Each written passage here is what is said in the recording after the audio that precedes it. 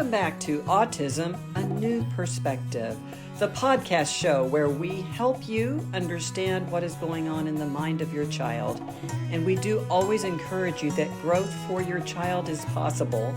I'm Kat Lee, and in this special podcast, we have a special guest, Dr. Tom Atkinson. Tom is an RDI parent, an RDI consultant, and a psychologist, and he talks to us about the need for well-being for our parents of children who are vulnerable. Let's listen in. Today we are talking about well-being and our parents. I have a wonderful guest that I had the privilege of hearing speak recently at a conference, Tom Atkinson.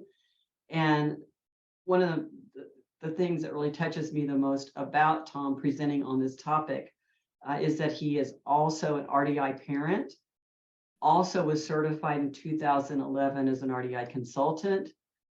We serve on the advisory board member for RDI, so I've had the pleasure of getting to know him. He's a research psychologist, a learning and development consultant. We really couldn't be in better hands to talk about this topic of well-being as parents.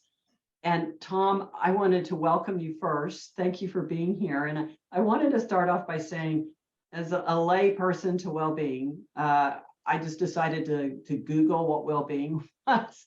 And it said the state of being comfortable, healthy, or happy. Did you agree with this? I thought it was pretty simplistic. That sounds good to me. Yeah. I'll go with that. Well-being, comfortable, healthy, and happy. Yeah, I think that's a nice combination. I thought it was really interesting that it was so simple, because it turns out it's not really that simple to have well-being, you know? Yes, easier said than done. Sure. So that's why we're talking today about this. The other thing I found when I'm doing my little personal search, and I have to confess, this slide is in here because I like the diagram. Like I like the way they designed it. Sure. But the thing that I found, Tom, and I wanted to ask you first is, there are a lot of things around that dimensions of well-being. I mean, does it take a couple of them being off to suffer for well-being to suffer, or just only one? I mean, they all seem pretty important to me. Sure. What do you find? I think there are, the audience will have ideas about what the dimensions are for them. This is a good sort of list of sort of potential triggers.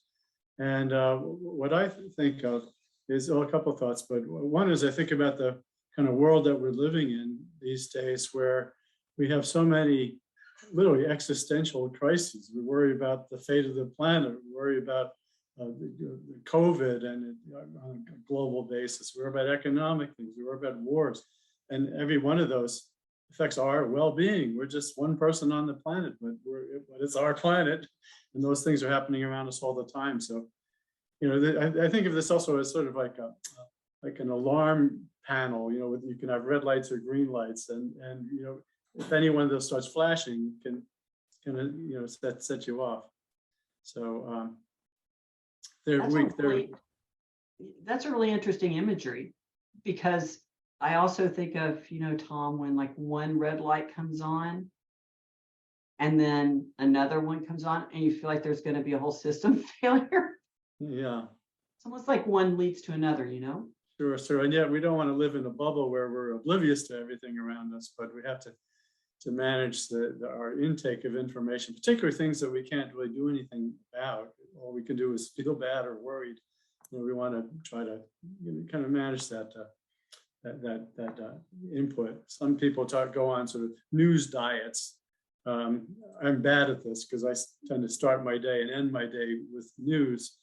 But I think the reason I do that is because, you know, I care about myself and people around me, my community, and the planet, and I want to know, how are we doing? Unfortunately, a lot of the channels by which you get that information want to say, there's a problem. So you have to be careful what you take in, and also how you act on it. Yeah, I know you know that back in the day, as they say, I was in news for about 15 years, and they always told me particularly when I was reporting news, like on radio morning shows, that kind of thing. We want you to lead with all these, what we would now call kind of trigger topics, financial, heart things. And they gave me a list of, I had to find stories connected to that. And the interesting thing was, most of it was not positive. Like most of what you could find on those stories was more negative in nature, sadly. But that was more what drove ratings. Isn't that? I remember the slogan, if it bleeds, it leads. Remember that one? It's still true. Yeah. It clicks. It's clicks now, but it's likes and not likes and all kinds of things like that. But it's still the same thing. So I think that's really good input. So I wanted everybody to kind of see this so they could think about their lives, because when you have a vulnerable child, there's so many of these circles that get affected. So both you and I have raised vulnerable children, and that's just a whole nother level of parenting and emotional struggles. And it really challenges the well-being of our parents. And I think we know that as parents. So this is the big question that we want you to answer. It's such a simple question. Why is it so hard for our parents to focus on their own well-being, Tom? Sure. Well, I really do feel connected to this community, because I feel like I'm a member of the community, and I've had a vulnerable child, so I feel like I'm sort of in the game with everybody else. And fortunately, I also bring other perspectives to the table from my academic background, research background, my background as a psychologist. But I kind of wear multiple hats. But one of them is certainly a parent. And I do know that it's hard for parents to focus on well-being, particularly I'd say in the early stages of realizing your child is vulnerable and trying to figure out what the problem is and what we should do about it and who's going to help. It's easy to get wrapped up in focusing on the child and forget about like world events, as we were just talking about now. We're just worried about your home and your community, helping things work day to day. I think as a result, our own well-being often takes a back seat. And I've had conversations with parents about this, and some parents are even mixed about whether or not well-being is a good thing to focus on. It's like, I don't have time for well-being. I have time for my well-being of my child, and that's forget about happiness. And they don't often say that, but sometimes they act that way. But I think about the airlines, and they always say, in the event of an emergency, put your own mask on first before helping others. And I think that there's wisdom to that, because if you're a stressed out parent, you're not as what your child's learning from you perhaps is how to be stressed out versus how to handle situations in a way that fosters well-being, and that is easier said than done. So I always encourage parents to just give themselves permission to take a break and focus on their own well-being, because and if that makes you feel guilty, think of it as a way that you're going to bring even more benefit to your child and to your family, because you're grounded and centered and feeling good. By the way, I've noticed over the years that there's been some change in the wording of well-being, and even as you did a Google search for the title of this topic, it used to be happiness was the thing, and there's a whole field of like positive psychology that is. The vision was, can we focus on not just on helping people overcome mental illness, but on just even if they don't have mental illness, how can they be like happier in life? But some people have said, well, my goal in life isn't to be jubilant or even to be like giddy, happy all the time. That's a nice side effect of me doing something that is valuable to me. And so I think the term has evolved into well-being, which is hard to disagree with, but self-actualization is a term that's been around since Abraham Maslow, but the idea is on a well-being on a sort of a higher level. So the pieces fit together, and I'm doing the best I can do in my situation. I'm not necessarily ecstatic, but I'm where I want to be. I like that. And I really felt for what you were saying about parents saying, you know, I don't need to think about my well-being. I want to think about my child's well-being, but that those things can't be, so to speak, divorced from themselves. That if a parent is not having well-being, that's going to affect their child. And this is a slide that you presented at a conference, predictors of well-being and longevity. I inserted it here as we're talking about our parents who struggle, because I really think so many of these things that they might have been maybe not thinking about with this kind of wording, but thinking about in their lives before they had a vulnerable child and after they stopped thinking about them. What do you think? Yeah, sure. Well, sure. I think having a vulnerable child changes your perspective on a number of ways.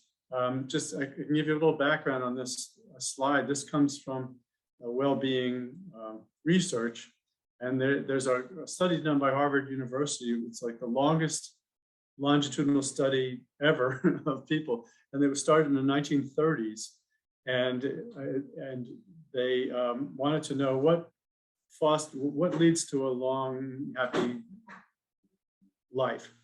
And they followed a group of people. Some were Harvard students, and some were just normal people from the city of Boston. They all were men, because it was 1930s, and that's what they did in studies at that time. But they tracked them over essentially their whole lives.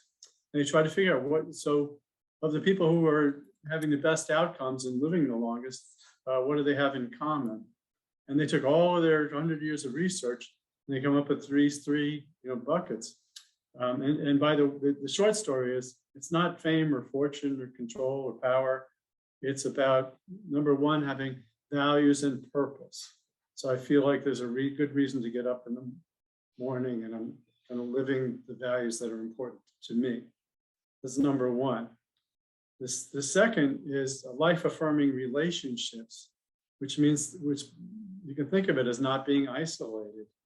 That you don't necessarily have 1,000 contacts on the internet, but you've got a core group of people that who care about each other. They care about you, you care about them, and they kind of are life affirming. I spoke to a researcher once who studied thousands of people on the topic of stress management, and I said to him after his talk, I said, "There's only one question that you could ask somebody to know how they're going to do when times get tough. What would you ask them?" And he said, "I would say, is there somebody in your life who will just appear at the right moment, look you in the eye and say, 'Kat, are you okay?'" And he said, that predicts which path you're going to take in life. And not everybody can say yes, unfortunately. So that's something we can work on. So life from relationships, a lot to say about relationships. The other thing is responding to challenges. And this is something every parent needs to know. When things go wrong, what do you do? And what kind of stress management do you do? Because some people, when faced with a minor challenge, kids perhaps, as they're developing, will fall apart or raise the flag of distress. And other people have lots of challenges, and they sort of take them in stride. So what makes the difference there.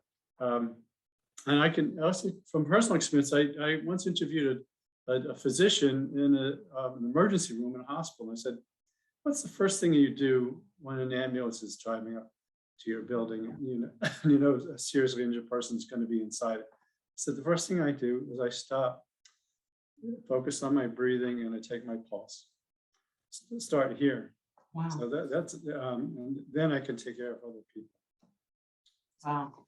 So those are three things, very important buckets, and there's a lot to say about each one of those. But they're pretty simple to describe, but in your own life, you can think about how powerful those things might be. Oh, yeah. And the challenges that come our way as parents are many times things I'll speak for myself, weren't really prepared for. And when that's the case, it kind of just affects everything else, your purpose, your life affirming relationships, everything. And that's not in the form of a complaint, it's just a reality. Sure. That happens. Sure. So this is another slide you presented. Actually, I have to laugh. When I talk to my parents about stress and coping with stress, in some ways, they've accepted this level of stress that they live with as, oh, Tom, maybe they're natural. Like it's just become a thing that they feel they just got to be under. And I don't think that's necessarily coping. Am I wrong? Well, I guess the question is, can you do anything about it or not? There are certain things that maybe we do need to just find ways to adapt to, but oftentimes we can take some action to change the environment, to change something that would remove the stress versus just becoming resolved to it. I think becoming resolved to stress would not be a good coping mechanism. Saying just life is tough and things just pile up. There's often actions we can take. Yeah, it's kind of like I had a woman in my life when I was growing up. She was kind of like a mother to my mom, and she would say, "Life is hard at best." And I remember thinking when I was a little kid, I was just a little kid, I was like, that's kind of negative. But, this was a woman who'd been through World War II. Her husband had been in an internment camp. She had been through a lot, right? Sure. And so she had seen a lot of hardship. But Yeah. I think what I like about this is you go through identifying what is stress? What are the sources of stress? Yeah. How do you deal with stress? This is a great slide. So think about how it affects me and why it's affecting me, and what does it mean to me? Is it affecting me in terms of my relationships? Is it a financial stress? Is it physical? So am I worried about my physical health? COVID is a great example of a stressful life event. Just the idea of COVID. First of all, what's kind of odd about it is that, first of all, it's invisible. You don't want to, like, you talk to any military person on the planet, they'll say, we don't do invisible. you got to see what you're up against. So it affects like everybody. It can be physically debilitating or not. Maybe it's just a common cold, or maybe it'll kill you. It's like early on we know the difference. So it's like designed to be stressful.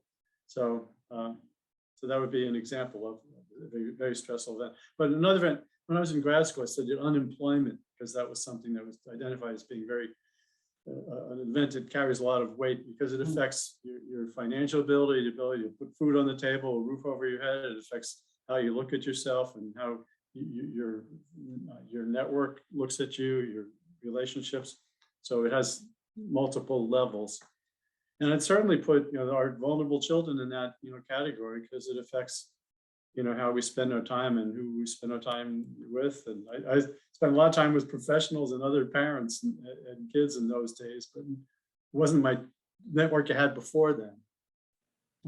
So of course that wasn't necessarily a source of a trigger. That was a good thing. I got a lot of value from those relationships.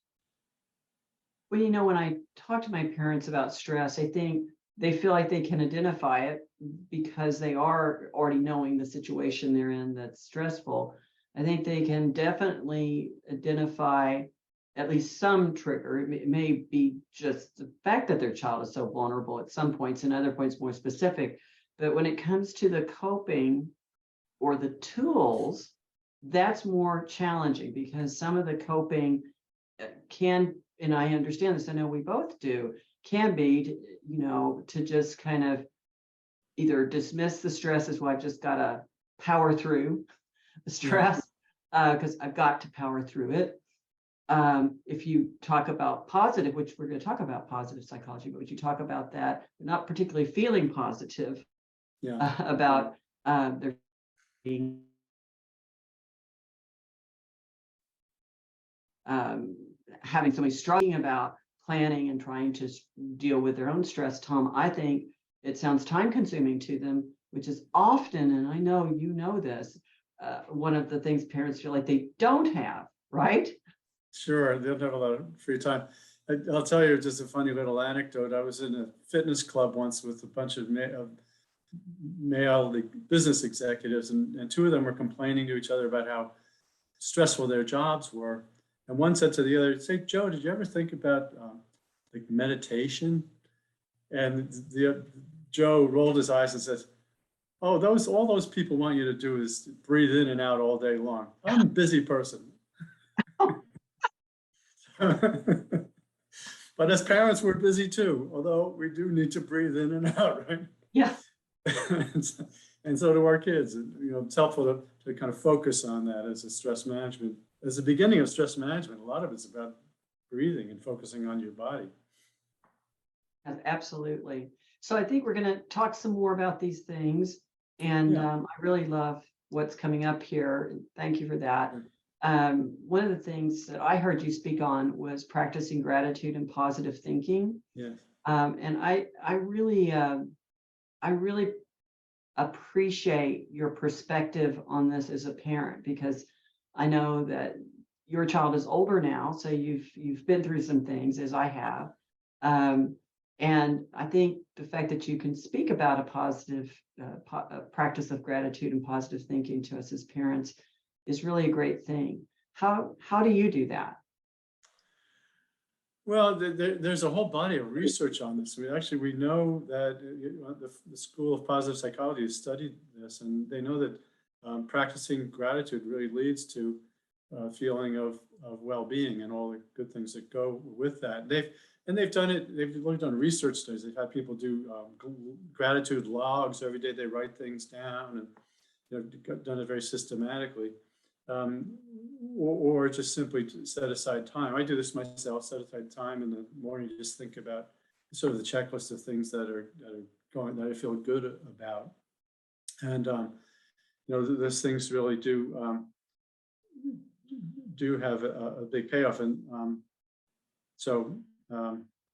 and also it goes both ways. When you practice gratitude and express gratitude to somebody else, that helps them improve their own well-being. So gratitude and positive thinking are very powerful. The other thing I say is about gratitude is, as a vulnerable parent, I've spent more time than I ever wanted to in clinics and medical facilities and doctors' offices and stuff. But I'll tell you, I rarely have gone to a place like that and not come away feeling grateful that I'm not in the situation of somebody else I've encountered there.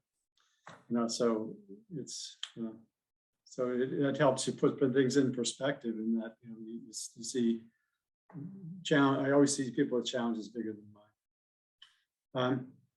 So gratitude and positive thinking is one key thing to keep to focus on. It's also easy. I think it's easy to do. And you don't have, it doesn't take hours of time, it's just really a thought exercise. Some people there, if you go to a home decor store these days, you can buy like a little jug that they sell where you put your things you're grateful for in it, inside it. Grateful jar. You can make one yourself, you don't have to buy one. But some people do those and do little rituals at the end of the year, or when they're feeling down, they reach inside and pull something out. Oh. So there's all kinds of ways you can make this happen. But the whole idea is just taking time to express gratitude, as opposed to the opposite, like feeling like you're a victim and that things are never going to get better, that way. So that's one. Should I go? Do you want me to keep going? Sure. Okay. We can go down or across. So the second is investing in social. I'm not putting these in order, although gratitude is really as a centerpiece. Investing in social relations, we know, is critical. I told you the research shows that if you've got somebody who cares about you, you're much more likely to weather storms than if not. So, and we know that people who are more extroverted tend to do better under stressful situations because they connect, they reach out, they don't get isolated. So investing in those social, and I don't have to tell anybody, if you're all RDI parents, I don't have to tell you about the value of investing in social connections, because that's how you spend your life. That's what RDI is all about. Taking care of body and soul means taking time for yourself. It's doing the meditation or the yoga or whatever is working for you, or at least being mindful of what you're putting into your body, and you're feeling good, physically. Keep in mind that you are, a human being, and you need to literally take care of yourself. And if that makes you feel guilty, just remember that makes you more able to help your child if you're not sick or anxious or feeling under the weather. So those are some other thoughts there. By the way, there's a book called the Happiness, the How of Happiness, that goes into detail on these. So just you get the book and read it. There's lots of exercises and things, but you get the idea just from this slide.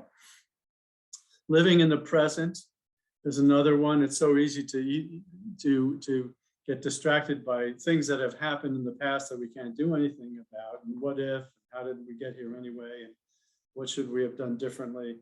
You can live in the past, or you can worry about the future, like, how are we ever going to do this, or what if this happens, or what if that happens? And not that it has to be negative, because there are good things that happen in the past and in the future. But the idea of living in the present is this is where we make a difference or not. We get up in the morning and we respond to our child in the best way that we can, and we're there for them, and we're not distracted or taken away by things that we can't control. So living in the present is another, and this doesn't take a lot of exercise. It's just being aware of it and of the value of it and doing it. It's also another RDI thing. We really focus on every little aspect of relationship building that other parents probably wouldn't even give thought to, because we know it's really important. Are you connecting? Are you co-regulating? Or does your child understand what you're saying? Are you looking at each other? Those kinds of things. That's all part of living in the present. And then committing to goals. If you want to change anything, as a psychologist, I could tell you, you need to think about what it is you want to change. What's your goal? What's the benefit of doing it? What is it going to take? What's going to get in the way? And there's a little worksheet Kat will show you that you can use for thinking about your plans for well-being. And then finally, managing stress, hardship, and trauma. This is when things go wrong, and I don't have to tell you about that one either. We often start in a crisis phase with RDI, but it's like, when do you need to bring in the Cat Lees and teams to help you get back on track? I've certainly done my share of that. But also, it's good to know that you have members of your team who can help with a true emergency, and that you're not on your own. And but we would hope that you stay out of that bucket most of the time. Coping activities. Well, I love every one of these bubbles, and I wanted to say that one of the things I found about trying to live in the present was important is that if you were always living in the future, like what's this going to be like, or we're not moving fast enough toward this or whatever, you weren't really, as a parent, I wasn't appreciating the moment with my child or my children or my family. I wasn't, and that is, and what I would say to parents is that moment, that time is not going to come again. I mean, time moves on, as they say.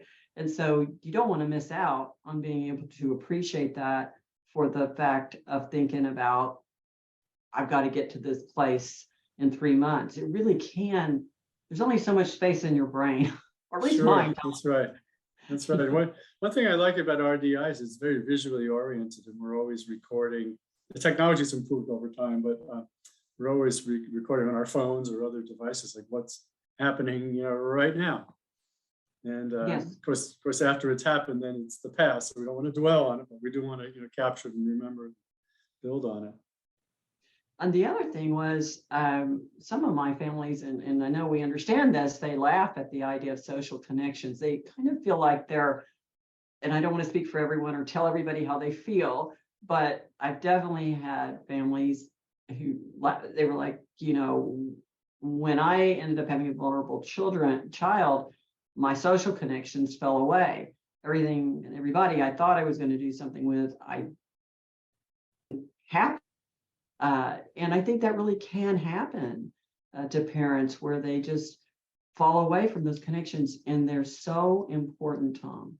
Yes. Yeah, I think sure. And even connections within the family, because the temptation is to spend like all of your time with the vulnerable child and blocking out everything else. So that's important to keep in mind as well, balancing those relationships. This is the plan that I pointed to earlier. Just some simple questions to think about. And what the benefit of thinking about what you want to do differently and coming up with a plan is, of course, it's more likely to happen. So these are time-tested tools questions that would help you do that. Just think simply about what you want to do differently. It doesn't have to be complicated, but and it could just be sort of one thing at a time. So just as an example, I was saying that we don't want to get overwhelmed with external events and put yourself on a kind of news diet. So what you might plan to do is maybe not watch cable TV news every night before you go to sleep, or switch to something else, or at least not every night. So that kind of thing. Simple changes can make a big difference. Oh, I love this. And what's interesting is, I love the questions like, why does it matter? So it's not just what do you plan to do, but why does it matter that you're going to do that? So it's really thinking through that. And I love, how do you measure success?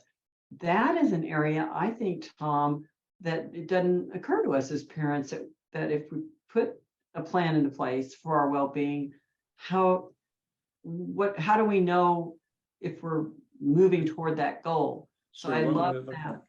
Sure. Yeah. One thing that doesn't say here, but keep in mind, is sharing your plan publicly meaning like with another person, makes it more likely you'll do it. And also it's a way of getting input from your relationships that you have.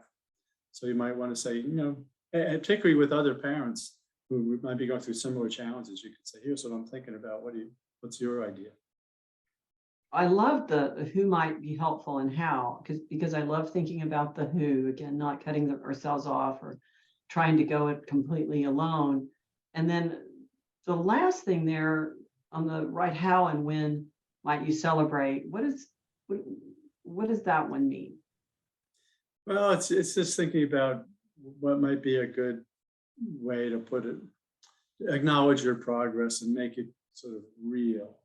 So, I mean, classic would be going out to dinner with your spouse, maybe to think about how well you've done with your taking action with your child, perhaps during that week. But the celebration can be the end of the day, or just the end of day. It also doesn't have to be a big, set off fireworks celebration. It can be just like an end of day reflection. It can almost go with your gratitude time. When you're thinking about what you're grateful for, you can also think, well, it really is gratitude, isn't it? It's like, what might I celebrate? Well, I was able to take some action yesterday that really seemed to pay off. So I'm grateful for that. I love that, though I am disappointed not to set off fireworks. But we can still have a good dinner. Exactly. I do find that sometimes the wonderful families I work with, they haven't really thought of celebrating goals that met their own well-being. I sometimes think it goes back to, do I have time to celebrate, Tom? Yeah. Which is interesting to think about, because we really need to. Yeah, it might also be a celebration of something that you and the child have done together. what would be an example of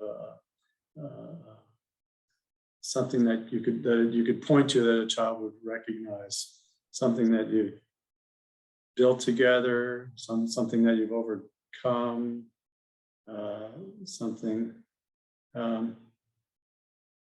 Well, my son had a phobia of dogs earlier in his life, and he would literally run away if he saw a dog coming, and he got over that, and that was a reason for celebration. And when we learned about it, it was actually, we thought he was afraid of being bitten by the dog, but it turned out he had the same reaction around babies.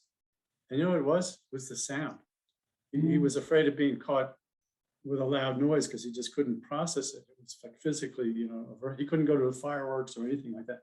So, but over time, he got used to being around dogs and actually likes dogs. And he started petting his therapist's dog once. And I said, that's a cause for celebration. You overcome something in your life.